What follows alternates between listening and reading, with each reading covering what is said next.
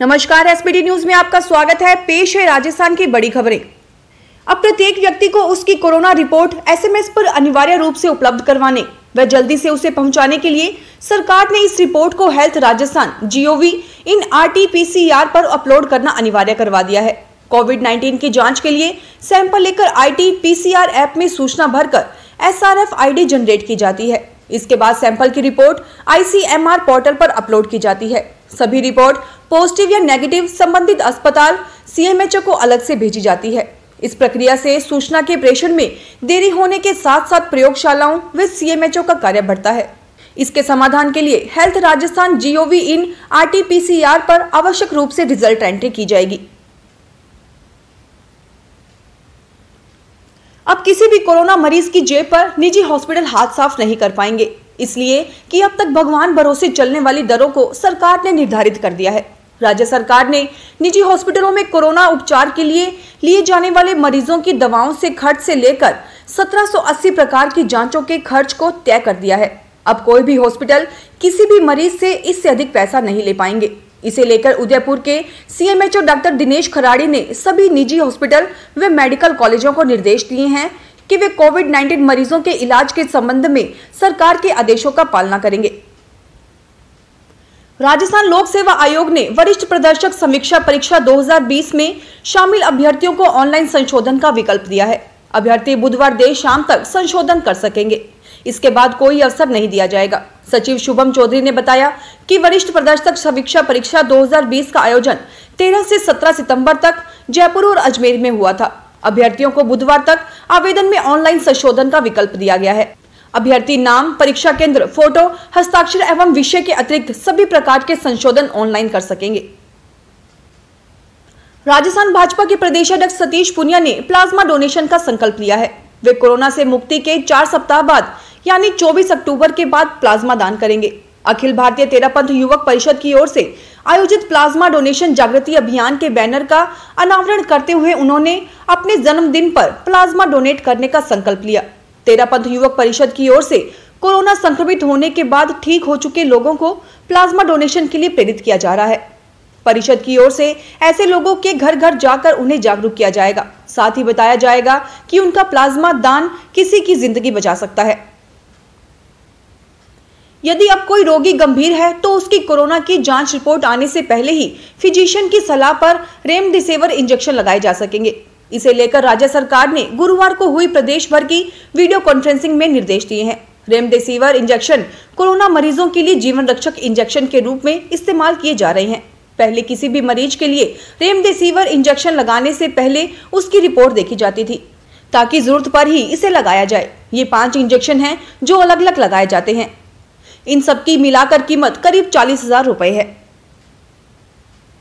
राजस्थान के झुंझुनू में सांसद नरेंद्र कुमार एवं विधायक सुभाष पुनिया सहित कई भाजपा नेताओं के खिलाफ वैश्विक महामारी कोरोना के चलते मास्क एवं सोशल डिस्टेंसिंग नहीं रखने के आरोप में मुकदमा दर्ज करवाया गया है। कोतवाली थाने के SI श्रवण कुमार ने रिपोर्ट दर्ज कराई है कि भाजपा नेताओं ने बिना मास्क और सोशल डिस्टेंसिंग के रैली निकाली और धक्का मुक्की की। जिला कलेक्टर उमरदीन खान के गार्ड अनिल मीणा ने पूर्व विधायक शुभकरण चौधरी, भाजपा जिलाध्यक्ष पवन मावंडिया तथा भाजपा के राष्ट्रीय परिषद सदस्य विश्वंभर पुनिया के खिलाफ बिना मास्क और सोशल डिस्टेंसिंग के कलेक्टर को ज्ञापन देने तथा अभद्र भाषा का प्रयोग करने का मामला दर्ज करवाया है। राष्ट्रीय लोकदल के आह्वान पर मंगलवार को जिलाध्यक्ष संतोष फौजदार के नेतृत्व में हाथरस गैंगरेप प्रकरण व राष्ट्रीय उपाध्यक्ष जयंत चौधरी पर लाठीचार्ज के विरोध में प्रदर्शन किया गया। कलेक्ट्रेट के सामने स्थित अंबेडकर भवन में हुए प्रदर्शन में सामूहिक बलात्कार के बाद हुई मौत पर परिजनों ने 4 अक्टूबर को मिलने जा रहे राष्ट्रीय लोकदल के राष्ट्रीय उपाध्यक्ष जयंत चौधरी पर लाठीचार्ज को लेकर विरोध किया गया। साथ ही पुतला दहन के साथ ADM को ज्ञापन दिया गया। राज्य मंत्री डॉक्टर सुभाष गर्ग भी धरने में शामिल हुए और धरने को संबोधित भी किया। कोरोना वायरस संक्रमण से बचने के लिए हुआ लॉकडाउन पर्यावरण के लिहाज से फायदेमंद साबित रहा था। शांत पर्यावरण में पक्षियों का कलरव, पहाड़ों पर हरियाली और वाहनों की रेलपेल नहीं थी। लेकिन 3 महीने में हालात फिर से बदल गए हैं। अजमेर में ध्वनि और वायु प्रदूषण फिर से बढ़ गया है। बीती 25 मार्च को लॉकडाउन शुरू होने के बाद city bus, auto tempo, car, jeep और 2 पहिया वाहनों के पहिए थम गए थे। जिले के ब्यावर, पीपलास की पत्थर, सीमेंट फैक्ट्रियों और किशनगढ़ के मार्बल यूनिट में भी उत्पादन ठप रहा। इसका फायदा पर्यावरण को मिला। आम दिनों में 120 से 145 के बीच रहने वाला अजमेर का एयर क्वालिटी इंडेक्स 41 से 45 जा पहुंचा था। अब एयर क्वालिटी इंडेक्स 95 से 115 के बीच पहुंच गया है। अगर आप सरकारी कार्यालयों में किसी भी काम से जा रहे हैं तो ध्यान रखें, अगर आपके मुंह पर मास्क नहीं है तो प्रवेश नहीं दिया जाएगा। राजसमंद में जिला कलेक्टर के आदेश पर जिले के लगभग सभी कार्यालयों में नो मास्क नो एंट्री का बोर्ड भी लगा दिया गया है। राज्य सरकार द्वारा शुरू किया गया अभियान नो मास्क नो एंट्री की झलक राजसमंद में भी दिखने लगी है। यहाँ कलेक्ट्रेट से लेकर नगर परिषद के कार्यालयों तक इसी तरह के होर्डिंग्स और बोर्ड लगा दिए गए हैं। साथ ही गेट पर ही मास्क की जांच की जाती है। अगर मास्क नहीं है तो प्रवेश नहीं दिया जाता। अजमेर के क्रिश्चियनगंज थाना पुलिस ने बुधवार सुबह भाजपा पार्षद चंद्रेश सांखला को गिरफ्तार कर लिया। सांखला पर 50 वर्ग के जमीन के टुकड़े को फर्जी हस्ताक्षर कर अजमेर विकास प्राधिकरण से नियमन करवाने का मामला लंबित चल रहा था। भाजपा के पार्षद वीरेंद्र वालिया ने सांखला के खिलाफ मुकदमा दर्ज करवाया था। आरोप है कि पार्षद सांखला ने अपने मकान के पीछे एडीए के 50 वर्ग भूखंड पर राजीव शर्मा के फर्जी हस्ताक्षर कर विक्रय किया। इसके बाद एडीए से नियमन करवा लिया। राजस्थान के तीसरे टाइगर रिजर्व की लाइफलाइन बाघिन MT4 का बुधवार को जंगल में मूवमेंट जारी है। इलाज के बाद बाघिन काफी एक्टिव नजर आ रही है। बाघिन को ट्रीटमेंट देने के बाद मंगलवार को अबेला बायोलॉजिकल पार्क से मुकुंदरा शिफ्ट कर दिया गया था। बाघिन शिकार के दौरान घायल हो गई थी।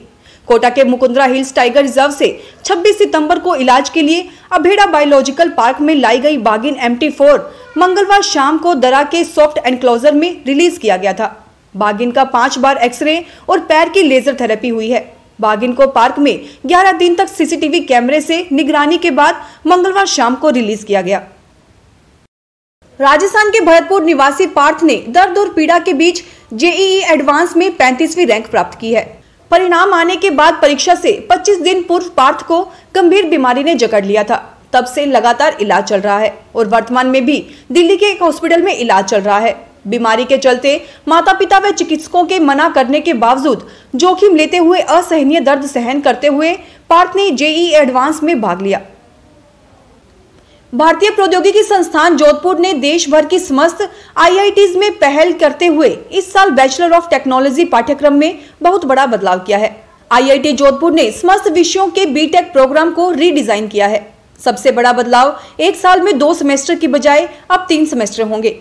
इन्हीं 3 सेमेस्टर के दरमियान शिक्षक पूरा पाठ्यक्रम पढ़ाने के साथ परीक्षाएं भी लेंगे। राजस्थान विश्वविद्यालय लॉ कॉलेज छात्र संघ के पूर्व अध्यक्ष द्रोण यादव ने ओवरसीज कांग्रेस के चेयरपर्सन सैम पित्रोदा से मुलाकात कर अमेरिकी चुनावों के भारत पर प्रभाव को लेकर चर्चा की। शिकागो में सैम पित्रोदा के निजी निवास पर हुई मुलाकात में द्रोण यादव ने उनसे पोस्ट कोरोना वर्ल्ड इकोनॉमी को लेकर भी बातचीत की। द्रोण यादव ने इस मुलाकात को काफी अहम बताया है। अमेरिकी चुनाव का नजदीक से देखने और अनुभव लेने अमेरिका गए द्रोण यादव ने बताया कि वे यहाँ के चुनावों को समझने का प्रयास कर रहे हैं। भरतपुर जिले की कामा व नगर पंचायत समिति की 34 ग्राम पंचायतों में हाल ही में सरपंच चुने गए थे। इस बार राज्य सरकार की ओर से 8वीं तक शिक्षा की बाध्यता को समाप्त कर दिया गया था। इसलिए निरक्षर, साक्षर और BSc उत्तीर्ण अभ्यर्थियों ने भी नामांकन पत्र भरे। लेकिन परिणाम पर नजर डालें तो इस बार करीब 59% से अधिक सरपंच सिर्फ साक्षर चुनकर आए हैं। इतना ही नहीं, 4 अनपढ़ जनप्रतिनिधि भी चुनाव जीतकर आए हैं। इस बार 34 ग्राम पंचायतों में 59% सरपंच साक्षर, 6% निरक्षर व 35% 8वीं से 12वीं पास सरपंच बने हैं। फिलहाल इस बुलेटिन में इतना ही। फिर हाजिर होंगे और बड़ी खबरों के साथ। SBT न्यूज के वीडियो देखने के लिए हमारे चैनल को सब्सक्राइब करें और नोटिफिकेशन पाने के लिए बेल आइकन को प्रेस करें।